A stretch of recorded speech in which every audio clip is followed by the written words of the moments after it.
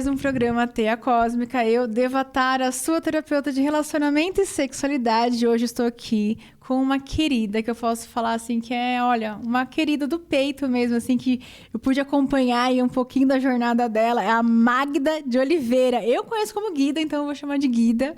E ela que é psicóloga, ela é mãe do Cauê, de 8 aninhos, e recém-casada. Gente, hoje vai ter assunto. E eu vou falar também que é TDAH. Então, assim, a gente vai ter assunto bastante pra falar. E vai ser bem divertido esse programa, tenho certeza.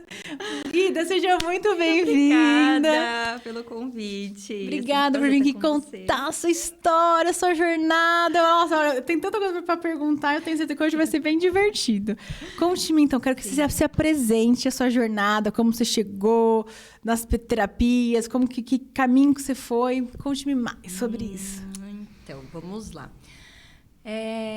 Então, primeiramente, Magda, né? Tenho 30 anos. Um neném, né?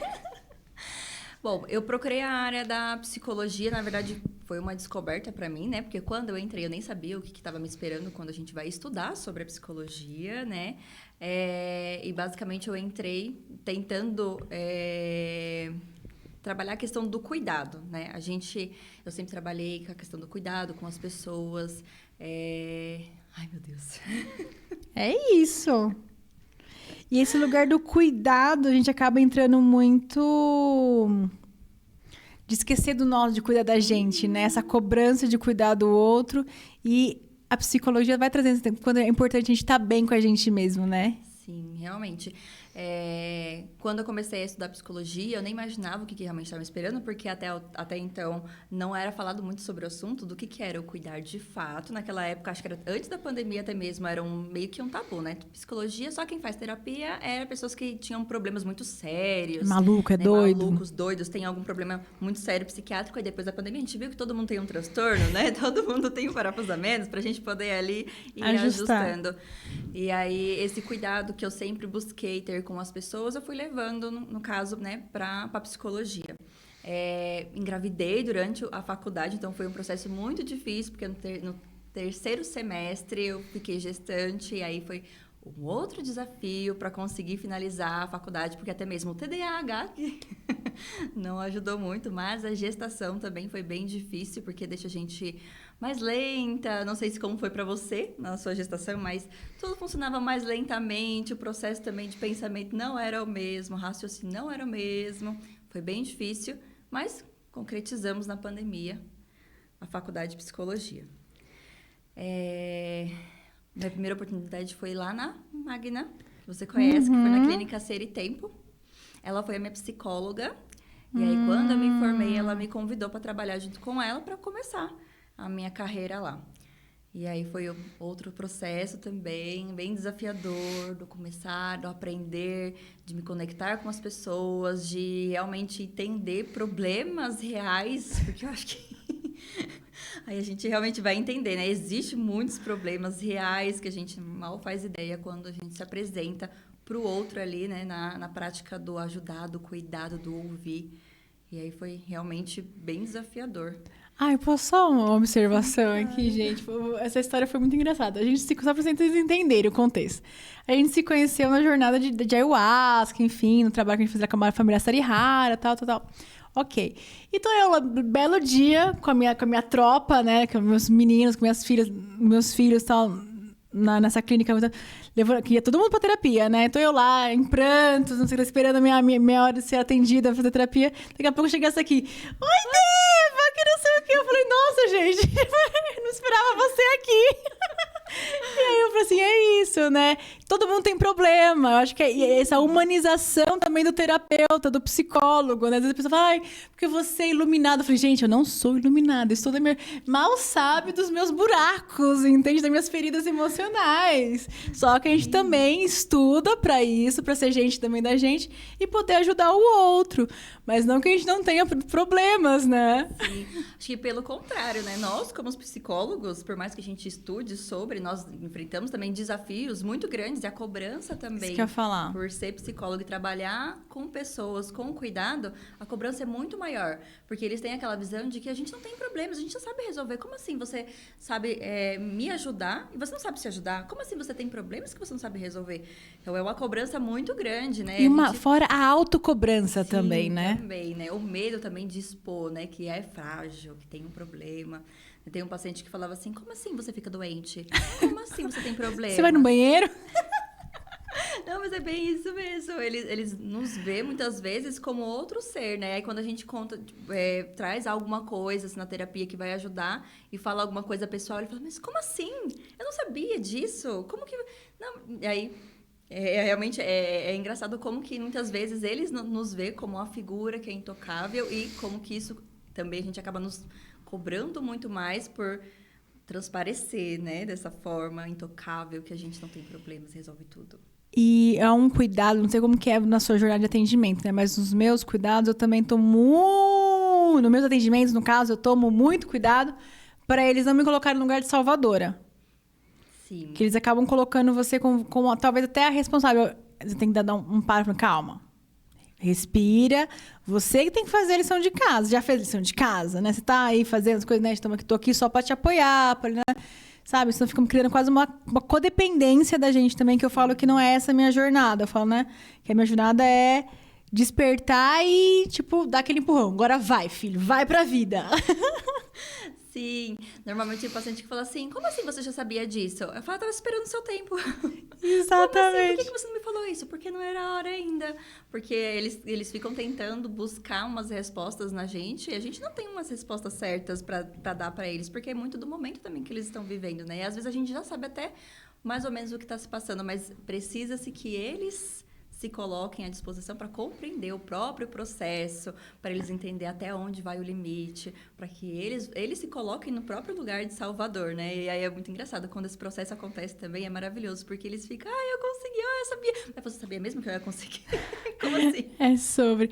E Guida, eu queria, primeiro... Eu quero parabenizar você por ter terminado a faculdade grávida, porque eu falo que foi um dos motivos pelo qual eu parei a minha lá atrás, né? E agora estou retomando a minha faculdade, terminando a minha psicologia, então estou muito feliz. Então, eu sei o quanto é desafiador, também por ter TDAH. Então, eu falo que uma coisa que me motivou a voltar para a faculdade agora foi os remédios. Eu falo assim, agora eu sei que eu tenho TDAH, eu tô tomando meu remédio, então eu sei que eu preciso de um planejamento de estrutura, de estudo diferente daquele que me venderam como é assim que estuda. Né? Então, primeiro, parabéns por tudo isso. Obrigada. E agora eu quero saber que linha que você trabalha, mais ou menos, assim, porque eu falo muito, às vezes as pessoas, terapia não dá resultado. Mas qual é a abordagem do seu psicólogo? Às vezes a pessoa nem sabe. Sim. Então, a gente que trabalha na área, a gente sabe que dentro da psicólogo não é existem várias abordagens teóricas dentro da profissão psicologia, né? Só que digamos assim, os clientes, não sei como que você chama, né? Paciente, cada linha se chama de um jeito. Não tem essa consciência, não sabe. E às vezes não sabe aqui, porque, por exemplo, gente TDAH, não sei. A TCC ajuda muito, né? Esse tipo de abordagem terapêutica. Então, eu queria saber um pouquinho da sua abordagem, como que é os seus atendimentos. Só pra gente também, destrinchando. A minha abordagem se chama Fenomenologia Existencial. Ai, adoro fenomenologia! Né? E realmente o nome já diz tudo, né? A gente trabalha os fenômenos da própria existência da pessoa. Então, a gente vai realmente estudar o fenômeno, o que aconteceu, como a pessoa se sentiu, qual foi a conexão que ela teve com aquilo, a experiência de vida baseada naquele fenômeno e como que ela realmente vê a situação de fato. Porque é muito diferente, né? Muitas vezes a gente ouve uma situação e a gente já determina como que aquela pessoa se sentiu, mas a gente precisa realmente entender como que ela se colocou dentro daquela experiência, daí como que ela se debruça sobre aquela questão que está ali aparecendo, aquele conflito. Então, a minha abordagem, ela vem nessa linha, né? Para realmente compreender a existência do indivíduo ali, né? Na sua particularidade, na sua individualidade. Os meus atendimentos é sempre uma caixinha de surpresa, né? Porque cada vez vem uma informação super diferente. E é muito engraçado porque normalmente os pacientes eles não sabem nada sobre o que a gente está fazendo. Eles não sabem nada sobre a abordagem, eles até perguntam, questionam, e muitas vezes eles se confundem também, né, no que a gente está atendendo. Mas é muito importante a gente falar sobre a abordagem também, porque, de certa forma, assim, cada um tem uma experiência diferente com cada psicólogo, com cada abordagem, e eles têm aquela dificuldade de, às vezes, achar que o problema está na teoria, na abordagem, no psicólogo, mas, assim, cada pessoa se adequa é uma conexão que gera ali uma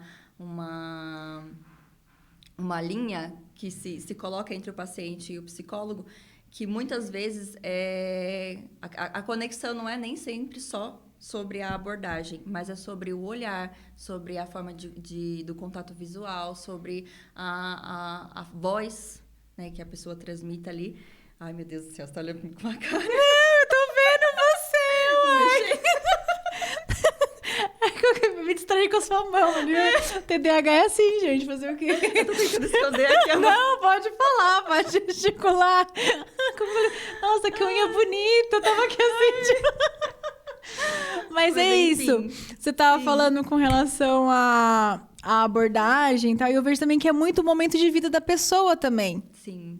Né? Então, às vezes, a pessoa não tem consciência do que ela tá ali passando, ou o que o psicólogo está conduzindo, mas às vezes para ela não fez sentido naquele momento, ou já deu, né? Que a gente estava conversando um pouco a importância de trocar de terapeuta, não sei o que lá. E de abordagens, que hoje tem muitas terapias. Tem muitas formas de terapeutizar, de fazer um processo terapêutico, né? Sim. E não só as tradicionais da própria psicologia, né? Mas tem outras abordagens também. Você mesmo trabalhou com outras abordagens também, sim, né? Sim. E que é super importante. Na verdade, tem espaço para todo mundo. E é muito importante que a gente abra esse olhar, né? Porque não existe um certo ou errado, uma terapia certa ou errada. Tem para todo mundo, gente. Cada um se conecta de uma forma diferente. Então, vamos testar também coisas novas, por que não? É sempre importante a gente se abrir pro novo também, porque às vezes aquele novo é o que faz diferença na sua vida. Então, é muito importante também a gente ter esse olhar aberto, né? Não ter os preconceitos que normalmente o pessoal tem sobre algumas teorias, sobre algumas linhas, né, de terapias também. Então, é muito importante abrir esse leque para que a gente possa trabalhar de tudo. Eu tava até conversando com um amigo, porque a psicologia em si, ela é muito castrativa, né? Tipo, super limitada, principalmente aqui no Brasil. Porque assim, quando a gente vai falar nos Estados Unidos, ele ainda até abrange mais, aceita mais coisa. Aqui, eu falo que é uma briga entre os próprios psicólogos, eles já se pegam ali por essa questão de abordagem, ainda mais quando vai entrar em questões holísticas, né? Então, realmente é algo que, como você falou, tem mercado, tem doido pra tudo. Então, a gente tem muito doido pra gente cuidar. A gente não precisa ficar se degladiando entre a gente. Mas uma coisa que eu queria saber também, já que a gente tá falando sobre, né, essa questão do TDAH. Quando que você se descobriu com o diagnóstico? E como foi pra você... eu falo que, nossa, agora faz todo sentido, sabe? Como foi essa descoberta? Olha, me perseguiu a vida inteira, mas não sabia nem o que significava, o que era, porque quando a gente nem sabe o que está acontecendo, é porque, não, todo mundo faz assim, todo mundo pensa assim, todo mundo age assim, como assim isso não é normal? Então, foi muito difícil compreender que eu tinha... Uma psicóloga falou para mim, não, você tem algumas coisinhas que a gente precisa analisar em você. Eu, imagina, não, minha mãe é assim, meu pai é assim, né? Eu sou uma construção de várias coisas que aconteceram na minha vida, então eu sou assim. E aí veio me trazendo, né? Algumas psicólogas veio comentando, veio falando, e eu sempre esquivando da situação. Aí quando me pegaram com o meu filho ali na escola e falaram, então, mãe, vem aqui, vamos conversar sobre o seu filho. Seu filho tem uma questãozinha que a gente precisa observar sobre a questão da impulsividade, da hiperatividade. Ele é totalmente atípico, ele não é igual às outras crianças. E eu, como assim ele não é igual às outras crianças? Ele é igual a mim, ele é muito parecido comigo nessa fase, né? Super imperativo, super impulsivo, como assim? E aí vieram me trazendo essa responsabilidade, né? De vamos observar, vamos olhar para isso. E aí foi aonde realmente eu fui buscar ajuda, exatamente, né? Propositalmente para compreender o diagnóstico, tanto dele quanto o meu. E aí realmente foi uma virada de chave que eu fiquei, meu Deus, como assim, né? Como eu sobrevivi até aqui? Como que foi, né? Eu não sabia quem eu era, como assim?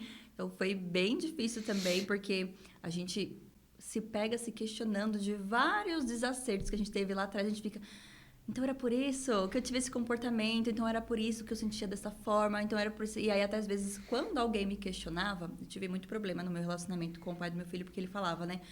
Você tem desorganização, você precisa focar nas coisas, parece que eu tô falando com você e você não tá ouvindo, você tá no mundo da lua, às vezes, né, você é muito impulsiva, você quer mandar, você quer não sei o quê, e aí a gente tinha vários problemas, eu falava, mas o problema não é meu, como assim o problema é meu? Não, o problema não é meu, eu não tô errada. E aí realmente veio essa questão de compreender, né, que existia uma condição que era minha e eu não compreendia de fato tudo o que estava acontecendo. E ele não tinha aquele cuidado para tentar me direcionar para mim exatamente olhar para aquele ponto. Era mais brigas, cobranças e eu não tinha aquele cuidado.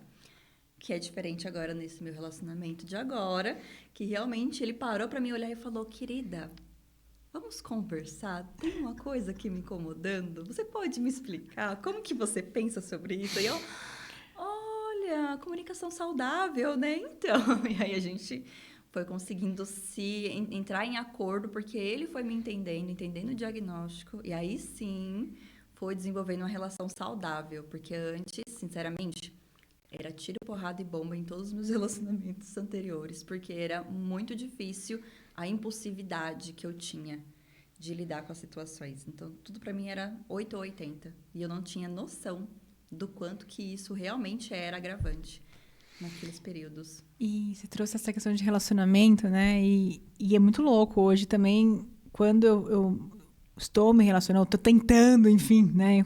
Eu me posiciono.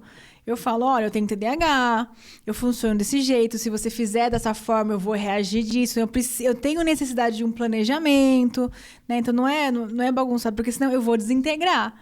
E aí eu vou pra reatividade, aí você vai conhecer uma pessoa que talvez não seja muito legal conhecer. Então, vamos pra parte funcional do rolê aqui, senão não vai dar certo.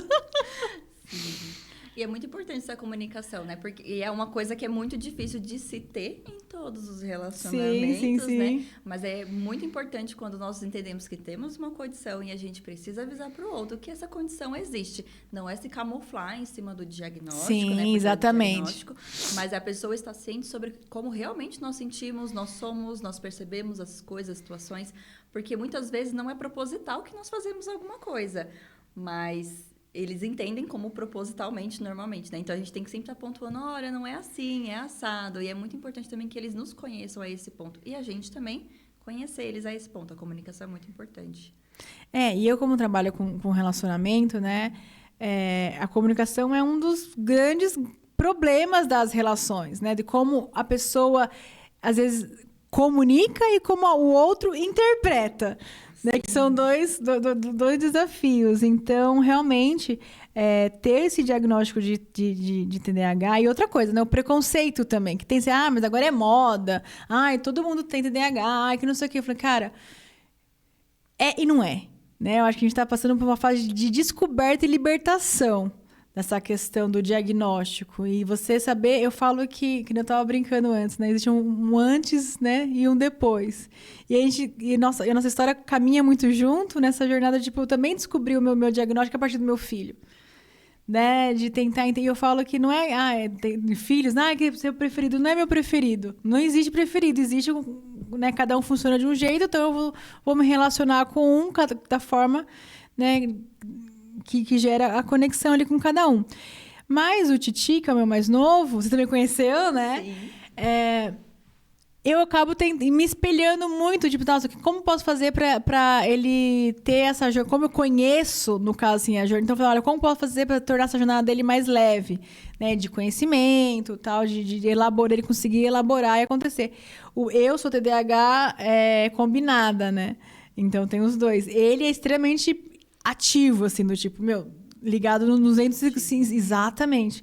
E muda muito. E aí a gente descobriu, minha irmã é TDAH também, e aí hoje ela também, então assim, é entender como a gente funciona, e cada um funciona de um jeito. E o diagnóstico, ele vem baseado junto é o combo, né? Porque não é só o TDAH, então aí vem a ansiedade, vem a depressão, vem a compulsão, e você se entender, faz você lidar com esses desafios com mais recursos, porque você fala, não, vou buscar recurso para lidar com isso. Então, hoje eu me vejo muito mais madura, inclusive não só pela idade, mas por saber respeitar os meus limites. Eu falo, olha, desse jeito não funciona, vamos por esse caminho, né? E isso fez todo sentido. Sim.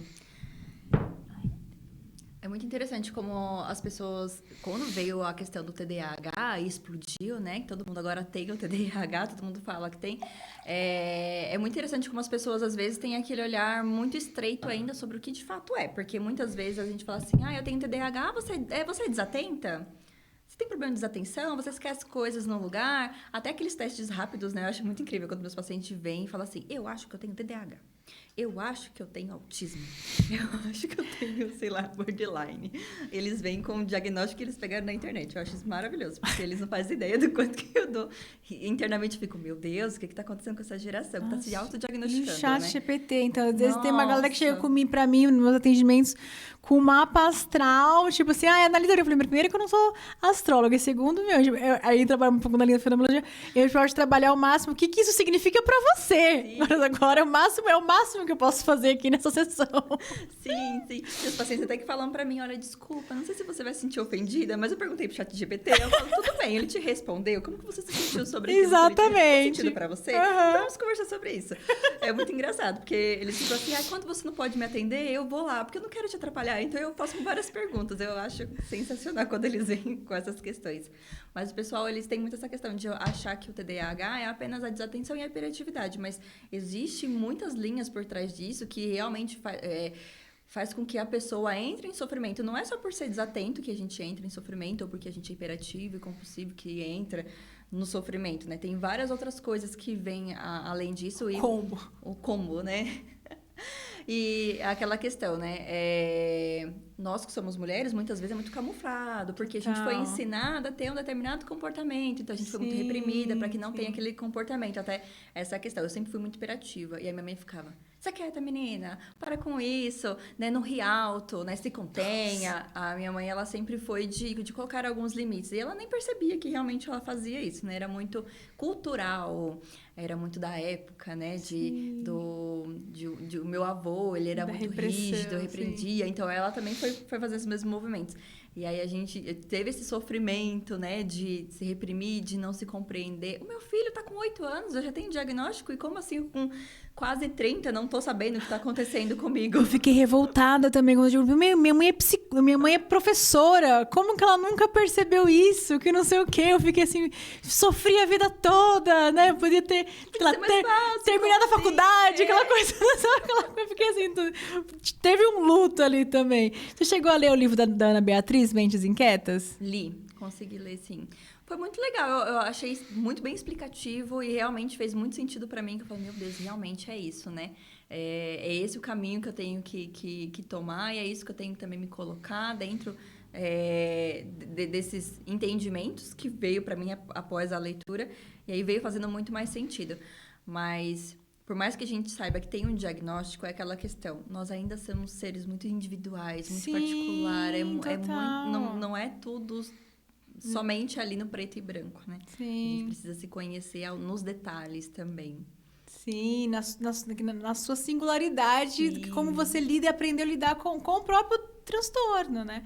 Esse dia eu estava no mercado com um amigo e ele falou, será que você consegue andar sem esbarrar nas coisas? Eu falei, não. Lide com isso, que elas não conseguem. Aprenda, se eu quiser, se eu conseguisse, eu juro que seria ótimo, mas eu não consigo. É muito difícil esquecer as coisas no lugar onde colocou. Olha, não tem como, realmente é um desafio, né? E chega a ser engraçado, porque normalmente as pessoas que estão à nossa volta, dependendo delas, elas acham muita graça daquilo que a gente está passando naquele momento, né? De esquecer alguma coisa, de ter a desatenção, de derrubar muitas coisas. Em casa, é aquela questão de levantar e parar no meio da cozinha e ficar. O que eu tava fazendo mesmo? Clássico. E aí eu volto pro quarto, não, mas eu ia buscar tal coisa. Aí eu volto lá pra cozinha e aí o Cauê já aparece e fala, o que tá acontecendo que você tá andando pra um lado pro outro, mãe? Aí ele já identifica que eu já tô perdida e aí ele chega na cozinha e vem conversar comigo pra saber o que eu tô querendo, pra recapitular. É muito engraçado como as crianças nos ensinam muito mais do que a gente consegue às vezes transmitir pra elas. E é muito legal, assim, ter essa vivência com a galera lá em casa, né? Enfim, que aí a gente tem é o que eu falo pro Titi, né? Eu falo, Titi, eu quero te ajudar a você fazer menos merda, sabe? Assim, tipo, porque... Ou então sofrer menos com elas. Porque hoje eu falo que eu tenho um pai crítico menor comigo mesmo. Quando eu faço algum ato falho, quando eu erro, quando eu tenho minhas coisas, eu só respiro e falo, tipo, não, tudo bem, tá, nossa, ainda bem que deu tudo certo, blá, blá, blá. Mas antes era uma cobrança tão grande do tipo, eu sou burra, eu sou isso. E hoje eu me perdoo mais, sabe? Assim, eu aceito mais. Então tem essa questão. E, ai, mãe, fiz merda. Então, tipo, você tem esse comunicado ali, assim, tipo, deixar leve a situação. Né? Não trazer um peso maior do que, quebrou um copo. Foi um copo. Você se machucou? Como que é? Porque na minha época era tipo uma puta briga. Você falou do negócio da distração. E os traumas que vêm junto, porque eu lembro que a piada que tinha em casa, por exemplo, se você derrubasse um copo, Priscila! Tipo assim, sabe? Qualquer coisa que desse errado, o apelido da pessoa que fez a coisa errada baixou a Priscila aí, não sei o quê. Então, se você for pensando o quanto isso é traumático mesmo na jornada. Tipo assim, não, se deu errado é porque, né? Tá vendo? Então, isso vai criando muitos traumas para você liberar. Sim, com certeza. É aquela questão, né? Da que a gente tá... Oh, meu Deus! Hoje eu tô emotiva, aquelas... É aquela criança nossa sofrida, né? Que passou por tantas situações que não sabia o que exatamente era e não tinha o acolhimento porque era exigido muito, né? Então, nossa, você foi mal na escola, mas como assim? Você não sabe? Você é burra? Você não aprendeu? Você não, né, não foi te ensinado? Aí você derruba alguma coisa. Como assim você derrubando algo? Não pode, não é assim. Até mesmo a impulsividade, às vezes falar alguma coisa, você não devia ter falado, não é assim, você sempre erra mesmo, você sempre tá falhando. E aí aquela culpa, aquele sentimento de... nunca ser o suficiente, de não conseguir realmente lidar com as situações, dói demais. Estou me segurando aqui. Dói. Não, fica em paz. Eu falo que aqui é o momento gente da gente, né? E tem sei lá, um vídeo, não sei, uma entrevista da Sabrina Sato, que ela fala do TDAH dela também. E ela fala que os pais dela eram psicólogos, então desde nova ela já foi diagnosticada. Mas ela fala do sofrimento, da autoestima do TDAH. Sim. Porque a gente tem uma autocobrança muito grande e de entrar nesse lugar de não ser suficiente, de estar sempre errada, não sei o quê. E você chegou falando dessa questão da palestra, né? De falar, e todo mundo fala, nossa, você fala tão bem, que não sei o que. Eu falei, mal sabe o quanto demorou pra eu conseguir falar. Eu consegui, inclusive, chorar sem me culpar. Né? Entender que eu tenho essa emoção que é isso, né? Não tem como eu não acessar, dependendo da situação. Mas... que existe toda uma linha de desenvolvimento, de aprendizado, de como eu vou contar essa história, como eu vou gravar um vídeo, como que eu vou contar sem me perder. E se me perder, ok, respira. O que eu tava falando mesmo? Tipo assim, sabe? Não ficar mais... Porque são várias cabeças, né? São várias ao mesmo tempo aqui. E em vez de eu me perder, tipo, de abrir uma outra janela e ficar na culpa, nossa, eu sou burra, não sei o que. Não, calma, só respira, volta. Então você vai aprendendo a ter recursos para poder sair da cilada da mente. Sim. E é maravilhoso, porque assim, a gente se conhece há muito tempo, né? E tanto eu quanto você, entende um pouquinho o trajeto uma da outra, né? E... nossa, eu sempre achei que você era super desenvolvida, que você falava muito bem, porque... Já nasceu assim de fábrica, né? Mas é aquela questão, né? Quando a gente está fazendo e a gente não está percebendo que outras pessoas estão observando, é maravilhoso, porque a gente vai... né? É tão leve, tão espontâneo que as coisas fluem muito bem. Então, por exemplo, quando foi você que me apresentou na ayahuasca, você que fez o meu acolhimento, foi maravilhoso, porque eu falei, essa mulher é sensacional, essa mulher é tudo, olha, me espelho nela. E aí a gente foi no trajeto da vivência ali, eu nem imaginava que você passava pelas dificuldades que você passava, aquela questão de humanizar as pessoas à nossa volta, né? A gente tem ali uma breve percepção sobre o que ela nos mostra, mas o que é tão profundo nela a gente não faz nem ideia. Eu tenho dificuldade também, né? Até mesmo você está falando sobre fazer os cursos. Vou também tentar me aperfeiçoar, eu estou aqui falando, mas é muito difícil. Mas como eu te conheço há muito tempo, já me sinto mais à vontade. Mas aquela questão de se cobrar tanto de duvidar de você mesma, porque já foi tão questionado sobre o que você podia ou não fazer, sobre realmente o que você era capaz, que depois de um tempo você acaba acreditando naquilo. Aí desconstruir é muito difícil. Exatamente. E você sabe o que falar, você sabe como falar, você planta uma ideia na sua cabeça, mas na hora de transformar aquilo, vem a insegurança, vem o sentimento de estar sendo uma farsa. Como assim? Eu estou falando sobre isso, mas realmente é isso mesmo? Eu vou conseguir transmitir certamente para as pessoas o que eu quero transmitir? Como será que elas estão me vendo? Mas será que elas conhecem aquela pessoa desajeitada lá daquela época? Hoje eu trabalho em Cotia. Eu estudei em Cotia. Eu praticamente cresci lá. E às vezes alguma pessoa da escola me vê dentro da clínica. E aí me vê aquele sentimento de, meu Deus, essa pessoa me viu na escola, naquela época, de ser desajustada, de ser bem bagunceira, porque infelizmente, ou felizmente, não sei, fui muito bagunceira, tive vários problemas na escola. Fui uma criança e uma adolescente bem peralta mesmo, causei bastante, sim. Você estudou onde? Eu também estudei a vida inteira. São Joaquim 1, depois no São Joaquim 2. Você estudou onde lá? Eu estudei, aquela louca, né? A vida inteira no Rio das Pedras. Sim. E só no finalzinho que eu fui pro Zacarias. Sim. E isso eu me formei no Zacarias em 2006. Né? Que eu sou um pouco mais velha que você. Um pouco, né? Mas também vivi a vida inteira em Cotia. Então tem esse lugar também de as pessoas que me conheceram lá em Cotia e as pessoas que estão me conhecendo também nesse novo... Não digo nem identidade, mas nessa nova fase da vida. Né? Nesse amadurecimento, né? Porque a gente amadurece, a gente fica se pegando ainda naquela fase anterior. Mas são fases da vida, né? A adolescência, a vida adulta, né? O jovem que ainda muitas vezes não compreende muito sobre a vida e acha que sabe tudo também, igual o adolescente. E aí depois a gente amadurece e percebe que, meu Deus, eu não sabia de nada. E agora ainda continuo não sabendo, provavelmente, de muita coisa. Mas é muito difícil quando a gente se pega nessa posição de sempre se questionar sobre quem se era, do porquê, do como, e se a gente ainda, né, vai naquele lugar e volta sempre se questionando, né? Se não sou mais aquela pessoa, mas eu já vivi lá tanto tempo que é difícil, às vezes, me colocar no agora permanentemente. E o medo do que o outro acha ainda sobre, por já ter conhecido aquela fase, parece que a gente nunca vai quebrar aquela barreira.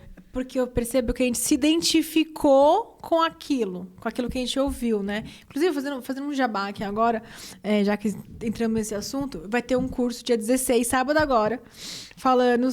Enfim, esse programa vai pro ar nem depois, mas, enfim, só para que é um trabalho que eu quero fazer, que é exatamente sobre identidade. Trabalhar essa identidade de quem a gente é, no caso da nossa essência, quem a gente acredita que a nossa identidade é formada a partir do que a gente ouve dos outros, tem isso também, e daquilo que a gente acredita que a gente é. Então, colocar tudo dentro de um balaio e ir separando quem realmente eu sou, quem eu quero ser, quem eu não sou ainda, mas se eu buscar recursos, eu consigo chegar e trazer mais leveza para essa questão dessa cobrança dessa autoimagem. Não só a autoimagem física, mas a autoimagem de capacidade, né? De realmente de quem eu sou, do que eu posso ser. Que a gente começa a criar crenças e começa a se limitar com medo da frustração. Enfim, aí tem N motivos, cada um tem a sua bagagem. Mas o quanto é libertador ser a gente. Sim. E eu falo assim, eu brinco que tem até aquela música, a mulher que eu me tornei custou muito caro, né? Para eu poder me limitar em querer caber em caixinha que os outros falaram que aquilo é o certo. Eu falei, não, gente, não tenho mais tempo porque você tô namorando, não, tô solteira, talvez saiba lá Deus até quando, porque, é muita preguiça dentro de todos esses formatos, né? Todas essas couraças que eu já quebrei e que, a gente sabe que cada um tem o seu time, não dá pra gente chegar e falar assim, acorda, que isso daí não leva ninguém em lugar, não dá pra chegar, né? E dando um tapa no peteleco na pessoa. Cada um tá no seu time. Sim, com certeza. Mas é muito legal. Espero que... Bom, você mesmo falou que vai acontecer depois, né? Espero também ficar sabendo, você vai postar, vai pro ar depois, então eu vou acompanhar também pra mim saber um pouquinho mais, que sempre é muito bom, né, ter esses conhecimentos, ouvir bastante. É aquela questão, né, a gente é psicóloga, a gente trabalha com saúde, mas a gente também não sabe de tudo e a gente sempre tá aberto pra poder aprender e a gente poder ter um novo olhar, né, para a situação. Então, vai ser de muita valia isso, né?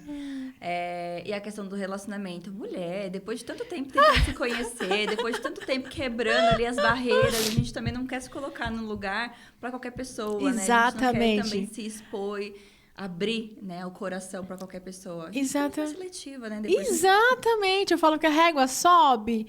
E aí você fala assim, gente... Aí eu falo assim, tem lugares que eu falo assim, eu tenho que me moldar, sabe? Lógico, eu sempre falo, todo relacionamento vai ter ali um ajustes. Precisa fazer os ajustes necessários.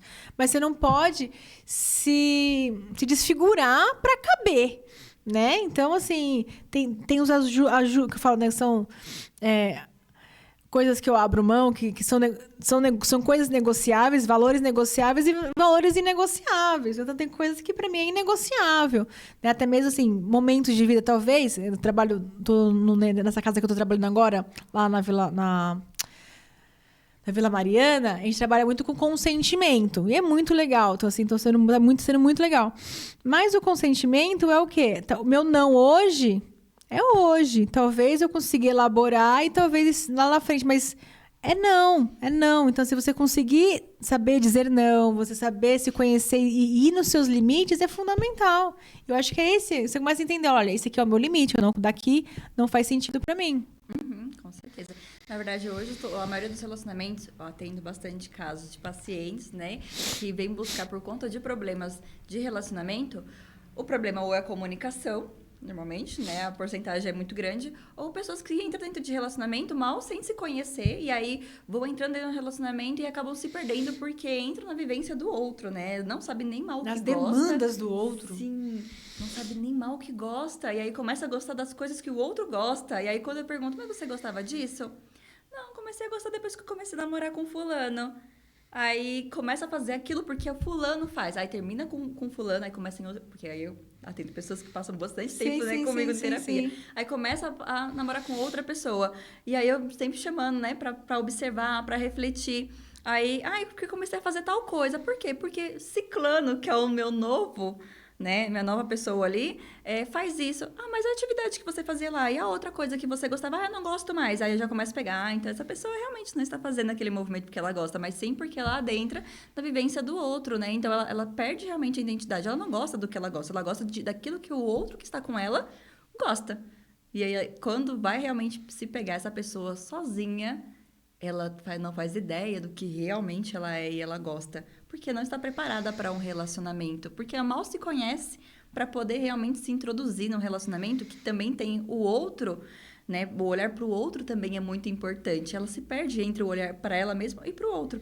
O autorrespeito também se perde, né? O se conhecer a ponto de ter esse limite, como você mesmo falou. Então, hoje as pessoas não estão preparadas para entrar em relacionamento. Infelizmente, a maioria dos jovens não estão preparados para isso. E você trouxe um ponto que eu acho bem interessante a gente abordar aqui, que é essa questão da fusão, né? Nas relações, principalmente as monogâmicas, né? Elas têm essa fusão de viramos um, né? Você casou agora, a gente vai entrar nesse lugar também. Uhum.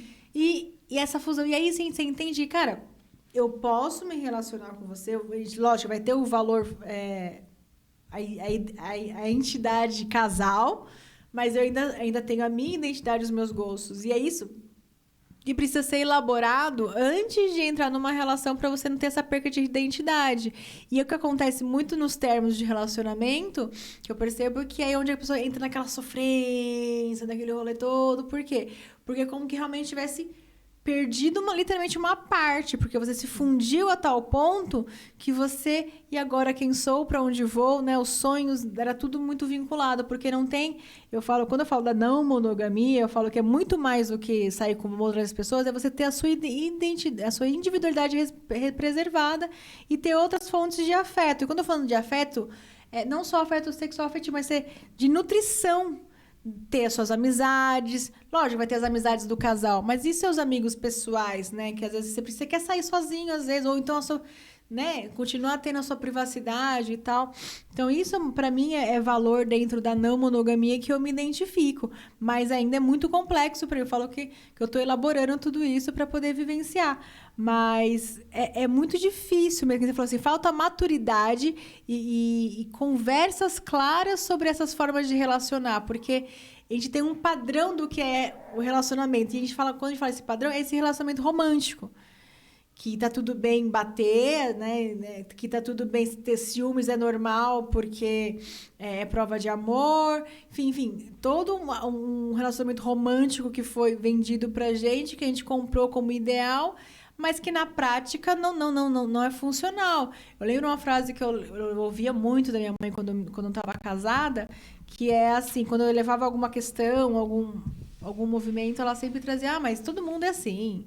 Mas o casamento é assim mesmo. Você acha que não vai ter problema, que não sei o quê. Eu falei, nossa, é verdade. E aí eu puxava uma ponte um pouquinho para os relacionamentos dela que eu vi. Eu falei, nossa, eu não posso nem reclamar, né? Porque, nossa, ela passou por tudo isso, né? Então, durante muitos anos, eu fiquei ali caladinha, achando que eu tinha que dar graças. E aí eu falei, não, mas peraí, mas isso não pode ser a única verdade. A única forma de se relacionar não pode ser essa, né? Então, aí você vai desconstruindo. Mas esse movimento de desconstrução também dá muito trabalho. Demais. Até mesmo por conta dessas frases, né? Que a gente ouve de todo mundo, né? E às vezes a gente fala assim, nossa, mas pra você tá ruim, mas ele é assim, ele é assado, ele faz isso, ele faz aquilo. Esse probleminha é pequeno, né? Diante de tantos problemas que você poderia ter.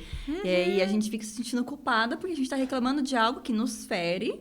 E a gente fica, será que realmente isso é um problema? Mas isso é um problema, porque se feriu é um problema. A gente precisa realmente falar sobre esse assunto.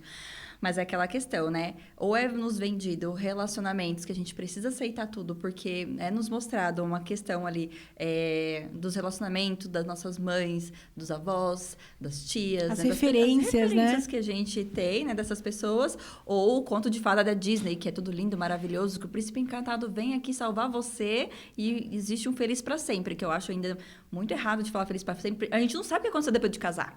A gente não sabe como assim, depois gente? do fim, né? Depois do fim. Como assim o fim? Casou e aí? Ela foi salva e aí? Como é que... E o depois? Não tem. Então, é muito vendido, né? Pra gente, ou 8 ou 80. A gente não sabe ter um equilíbrio. Mas é aquela questão, né? A gente aprende a amar com as primeiras pessoas que nos deram afeto, nossa família. Então, vem muito por essa linha, né? Como que você aprendeu a amar? Como que foi os afetos na sua infância, na sua adolescência? Como que você era respeitado dentro do seu ambiente familiar? Porque aquilo ali é referência. Se você, desde pequeno, vivia com agressão dentro de casa, a agressão dentro do seu ambiente familiar, quando você casa, é completamente normal. O desrespeito também, né? Se a mãe, ou a tia, ou a avó, né? Se foi te ensinado que você tinha que fazer determinadas atividades, ter determinados comportamentos, você muitas vezes vai refletir isso dentro do relacionamento. E aí essa é a questão, né? Nem todo mundo é igual, mas normalmente é o que acontece muitas vezes. E aí é aquela questão, né? Culturas diferentes, casas diferentes, vivências diferentes, aí coloca duas pessoas para tentar ali ter um relacionamento. Cara, se você não se conhece, se você não trabalhou as suas questões, se você tem tantas coisinhas assim para poder observar dentro de si, como que você vai conseguir olhar o outro e olhar para si também mesmo com respeito, né? Então é muito difícil. E os homens ainda têm também muito que se abrir para conversação, para compreender a dor do outro, porque também foi ensinado, tanto quanto para nós mulheres, também foi ensinado de forma errada para eles também, né? A questão do amar, de como se ama, qual que é o papel do homem. Foi colocado de uma forma tão enrijecida, tanto é isso e pronto, que quando eles vêm para um relacionamento, é muito difícil conseguir quebrar esse olhar. Na terapia, que muitos homens me procuram também, é muito interessante isso, porque eles veem o medo que eles têm de ser frágil. E normalmente o ser frágil é o que vai salvar aquele relacionamento ou vai salvar ele dele mesmo, porque é muito cansativo ter que ser o tempo todo uma figura rígida, forte, que tem que estar o tempo todo ali firme, e muitas vezes ele acaba destruindo a relação porque não consegue ouvir e ter ali o carinho, a ternura e ser frágil também, como a mulher normalmente é.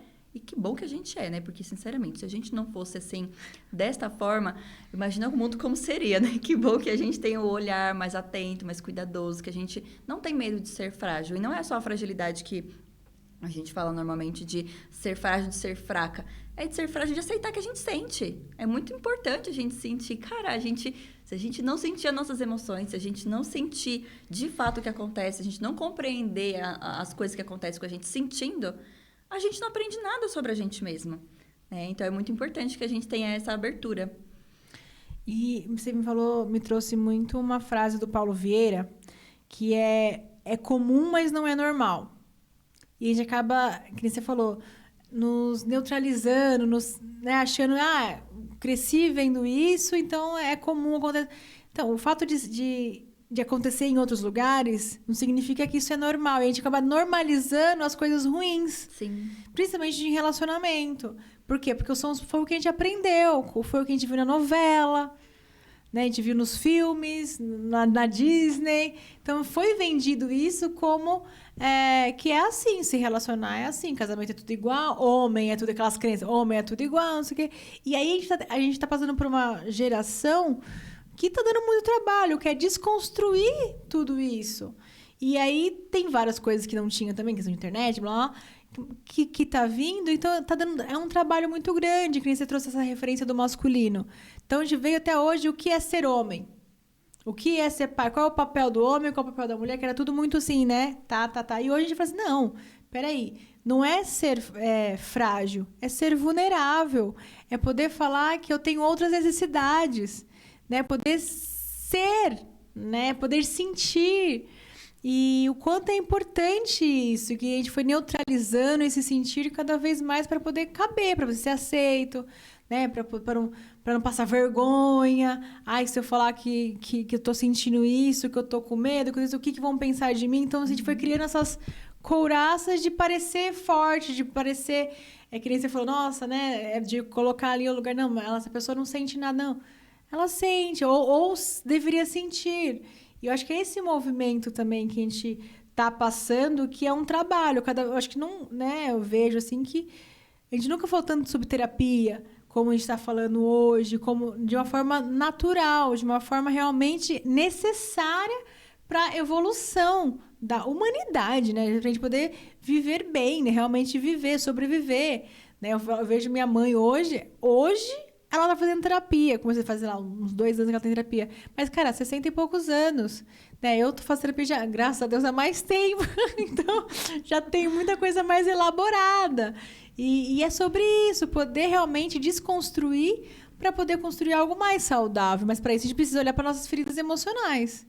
E você trouxe essa questão que os homens te procuram, tal, nos seus atendimentos, tal.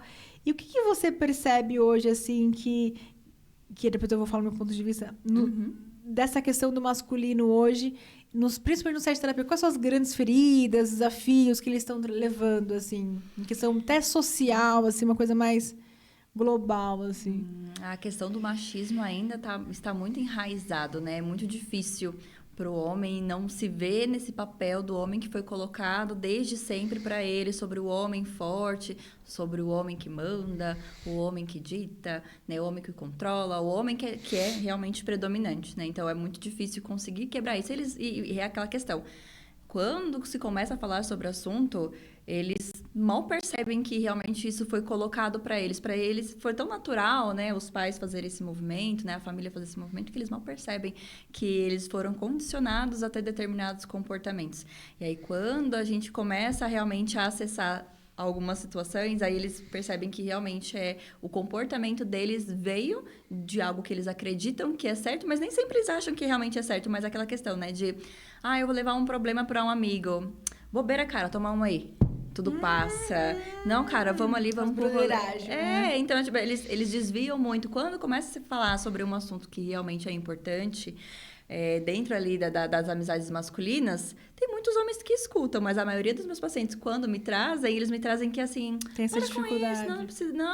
Não, mas não é assim, não. Vamos ali, vamos sair, vamos ali jogar uma bola. Então, eles levam para um disfarce, né? Hoje tem várias formas da gente sair do foco do problema e ir para outra coisa, né? Tanto os homens quanto as mulheres. Mas os homens, eles têm essa dificuldade de falar, porque eles sempre vão ser colocados como, para com isso, é mariquinha, é viadinha, tá de palhaçada, né? Olha, né? Como você é fraco, para com isso.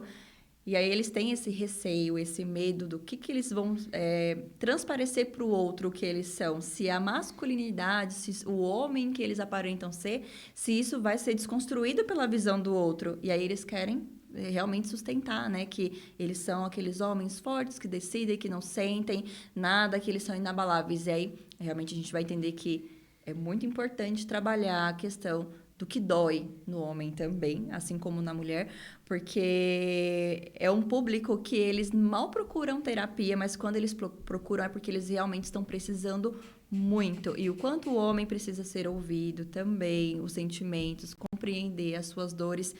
E a maioria das vezes que eles agem de uma forma totalmente errônea no relacionamento ou com a própria vida deles, eu vou lá no ponto de o que estava acontecendo na sua vida, na totalidade ali, quando aconteceu isso com você.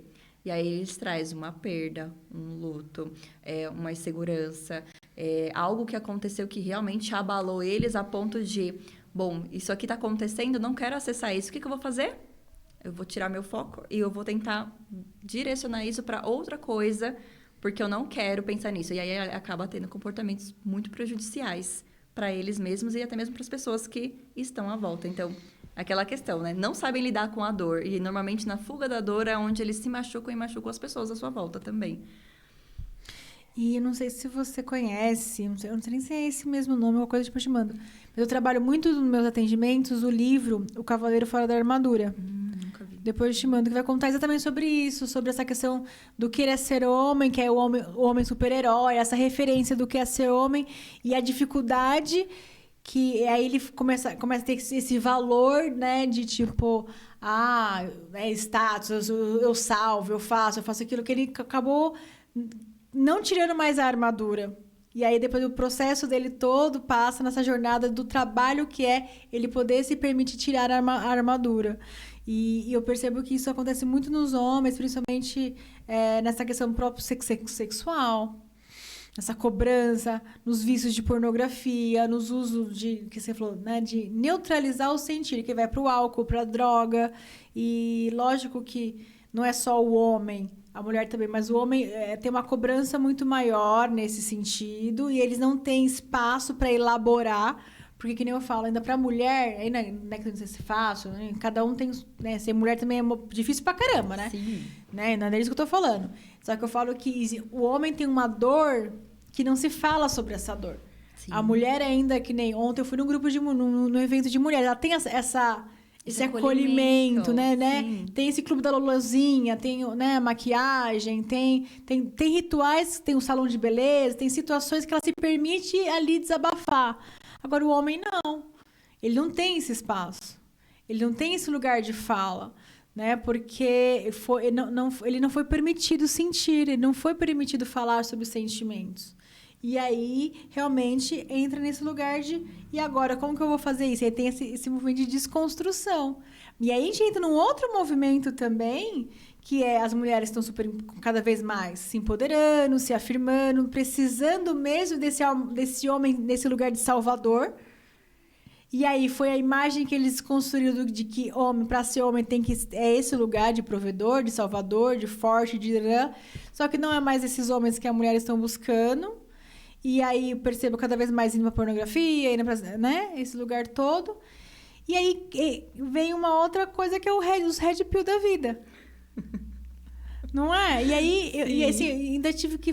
nesse processo, tive que fazer umas pazes ainda com o red pill, porque ainda me venderam, no sentido assim, alguém me convenceu do lado bom do red pill, que é onde foi que um homem, digamos assim, ameninado, sabe? Aquele menino vulnerável ali, não sei o que lá, conseguiu uma força para conseguir, de certa forma, virar homem. Mas, enfim, né? Pontos de vista que eu entendi. Falar, tá, foi ali que ele conseguiu se salvar, entendi, tá? A parte mais... Mas, como o repertório ainda é totalmente distorcido. Falta repertório para esses homens. E eu falo ainda mais, que eu falo que eu tenho um compromisso social, que eu tenho 2 ainda. Por falta de um, eu tenho 2, né? Em casa. Tenho uma filha mais velha.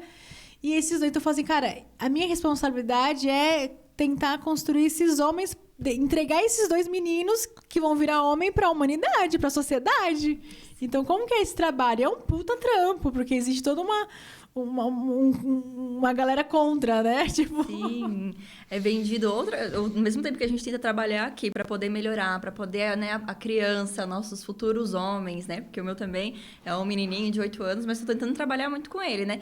Nós vamos ser a referência para que eles possam aprender a lidar com sentimentos, eles compreender o que está acontecendo, eles têm a visão de realmente o que é ser um homem de verdade, que o homem não tem nada a ver sobre ser forte, mas o homem realmente, ele pode ter as vulnerabilidades, falar sobre sentimentos, mas vai muito sobre a moral, né? Do que é ser homem, a moral do homem, né? Do que ele sabe o que é certo e o que é errado, realmente do proteger, mas não é o proteger igual eles são vendidos por aí, mas é aquele homem que cuida, que protege, assim como também a mulher faz esse papel também. Infelizmente, nós vamos ainda ter muitas dificuldades de conseguir quebrar isso, porque as pessoas precisam ir se abrindo muito mais, mas começa por nós que somos mães de meninos para poder realmente construir isso de uma forma diferente, né? O Cauê tem 8 anos, mas hoje ele sabe... quando eu chego nele e falo assim, o que você está sentindo? Ele está chorando, né? O que você está se sentindo? O que está acontecendo? E aí ele... Pera, mamãe, eu preciso respirar para me conseguir pensar sobre isso. Então, ele respira fundo e aí ele já começa a falar. Fizeram isso comigo, eu me senti dessa forma, eu pensei sobre isso, isso e isso. E aí, a gente vai trabalhando sobre realmente como que é sentir, o que significa aquele sentimento e o que fazer com ele. E quando, né, por exemplo, lá na minha infância, era... apanhar engole choro, né? Leva uma sentada, engole choro. Então, era muito difícil, porque não tinha essa abertura para poder falar sobre as coisas e principalmente elaborar realmente o que está se sentindo, o que é o sentimento. O homem não foi ensinado isso, né? Então, nós, mães de meninos, precisamos também trabalhar isso em cima deles. A responsabilidade fica grande em cima da gente, né? De ter que fazer todo esse movimento. Mas aquela questão da parceria também que a gente tem em casa para poder fazer esses movimentos, né? Quem é que vai estar ali nos auxiliando? Graças a Deus, meu amado Lucas, ele está conseguindo me auxiliar muito nisso, porque ele também vem, senta, conversa, consegue compreender o que está acontecendo. Então, a gente está conseguindo fazer um bom trabalho, pelo menos dentro de casa está fluindo. Mas é desafiador isso. Ih, que legal. Só que agora eu quero que você conte mais sobre essa jornada desse, né, recém-casada. Como que foi esse movimento, como que tá sendo essa logística toda desse processo, assim, tipo, depois eu vou entrar, porque eu tô até trabalhando com uma paciente, esse movimento, porque tem todo um ritual do casamento, é um rito de passagem, né? É uma escolha, é uma construção, é todo um movimento, mas também tem todo agora como se fosse agora é de verdade, né? Por mais tá morando mas agora é de verdade, tem toda uma construção e tem essa questão dessa escolha dessa parceria, né? Cara, é a pessoa que vai me ajudar a criar meu filho. Não tô falando nem de criar, né? De identidade, de referência de masculino. Então, a gente tá falando de uma escolha muito, muito, muito importante, né? Sim. E eu quero que você falasse pra mim como que foi essa jornada aí. Então, eu conheço ele há muito tempo. A gente estudou junto na escola, no São Joaquim. Então, ele conhece muito bem a minha jornada também, tanto quanto eu conheço a dele. Então, a gente até brinca muito que eu falo assim, eu já sabia todos os seus podres, então ficou até mais fácil. Você também sabia fácil, toda, né? a minha trajetória, então fica muito mais fácil, porque... Você contando os detalhes, né? Porque é aquela questão, né? Na nossa adolescência, o medo que eu tinha de, meu Deus, como que a pessoa vai... O que eu vou contar pra ela sobre mim, né? Quando a gente tá se relacionando com alguém, normalmente a gente não quer falar sobre as coisas ruins que aconteceu. A gente quer só mostrar a parte boa. Não teve como, porque ele já me conhecia. Ele já sabia as coisas que eu tinha aprontado na escola. Na verdade, ele estudava na mesma sala que eu. Então, ele sabia que eu era da galera do fundão. A gente bagunçou muito juntos, né? Mas era só amizade mesmo, nunca teve nada. E aí, um termo de relacionamento, passando um tempo sozinha, e a gente voltou a conversar, a se conectar. Foi um processo de se reconhecer novamente, porque fazia muito tempo que a gente não se falava, mas é aquela questão, né, de ir aos poucos para realmente saber quem é a pessoa de fato, né? A gente já tem 4 anos juntos, a gente se casou agora no dia 26, para realmente... né, conseguir colocar as coisas no eixo como realmente é, né? Porque só morar junto não é casamento de fato, né? A gente fala que unido com fé, casado é. Mas é muito diferente quando a gente realmente, de fato, decide se casar, porque a ideia do pra sempre, né, realmente do casamento para dar certo, é um olhar totalmente diferente do namorar e morar junto. Quando a gente tá namorando e morando junto, brigou, dependendo da briga, tchau. Agora, o casamento realmente é compreender que talvez não tenha mais volta. Se a gente decidir chegar até aqui e casar, é porque realmente a gente precisa se compreender a partir de agora, se fazer como pessoas ali para um bem maior. E tem outras pessoas em volta também, que é o meu filho, e ele também tem uma filha de 10 anos, né, a Lulu. Mas é aquela questão, né? A conversa é sempre muito aberta. Como eu sou psicóloga, ele até fala, né? Você é psicóloga, você fica o tempo todo me analisando, né? Não vamos entrar na minha infância, não. Mas a conversa é muito tranquila. Ele tem um posicionamento muito parecido com o meu. Então, ele é muito calmo. Eu que sou a da pá virada em casa, então ele é super calmo. Então, quando eu estou ali naquele meu momento de, meu Deus, o que está acontecendo? Como é que eu vou resolver ele?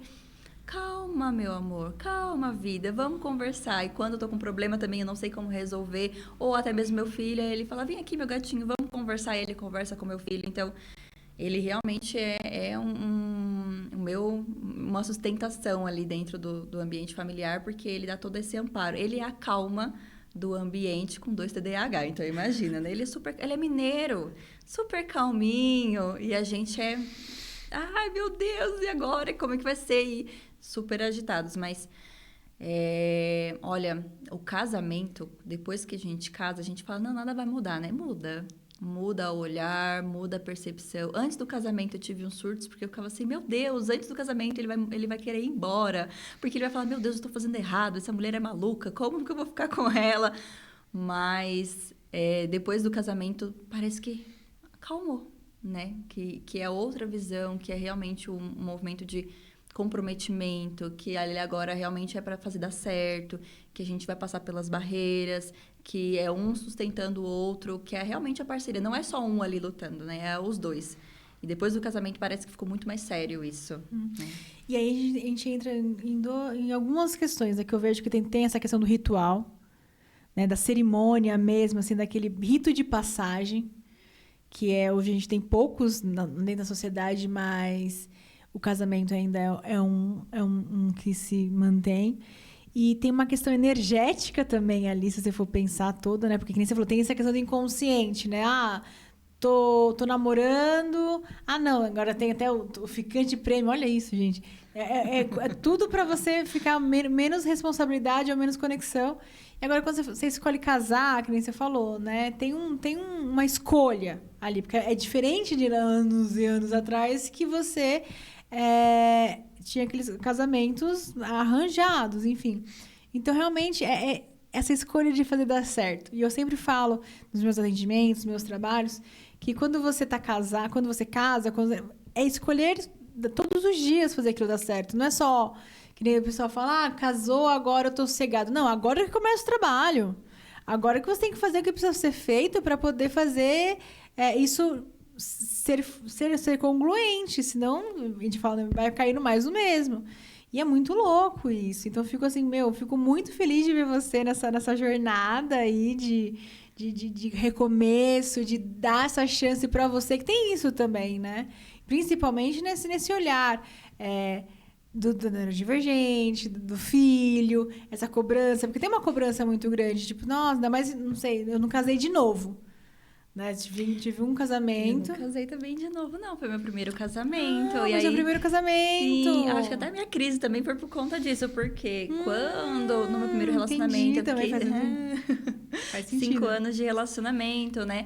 E aí, nesses 5 anos de relacionamento que eu estive com o pai do meu filho, a gente foi começar a fazer o processo do casamento, né? Que a gente ia casar na igreja, tudo bonitinho. Ai, maravilhoso, que era o meu sonho. E aquele sonho foi quebrado, porque aí começou os problemas, né? A dificuldade de convivência, por conta, né, do TDAH também, que naquela época até mesmo não imaginava. E aí, a frase que ele falava nas discussões como é que eu vou casar com você desse jeito?